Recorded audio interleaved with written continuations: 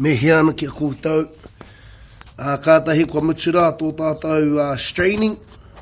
Engari rā, me kitea. Ka kite koutou i ngā wastage ki runga nei. Koe nā te rangatiratanga o te whakarite i tō waka. Te whakatika tērā ngā mea huri ana. Oil changes, all that sort of stuff. That's the importance of it e te ao.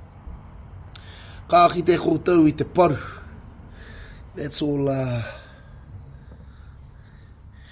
yeah. Te whekarawa o era ngā paru. Engari rā, kātahi rā ka mutu mātau i ngā mahi nei. Te tukuna e nei nā ki raro. Tush. Kia whakakiki ana tēnei nā ki te top. Kai runga.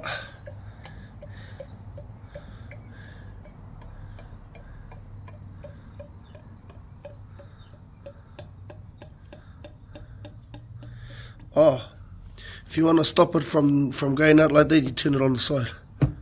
Like that.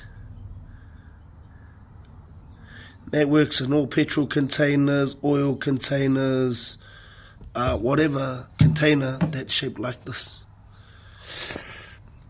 Yeah, I was taught that as a knapsacker back in the day. Yeah, kei te tika rā ngā mahi. When I was a effluent spreader, me hiki nāna i te ipu, tahatahana, whenānāna, pēnei ai. Yeah, if you do it like that, it blobs out. You do it like that, comes out as one. Whoosh. The next video, I'll have on there me painting the fence or staining the fence with this oil. Reminder, 40% oil, 60% diesel. But I don't know. I might go half and half, see how it is. I don't want it to be black. Oh well. Maori.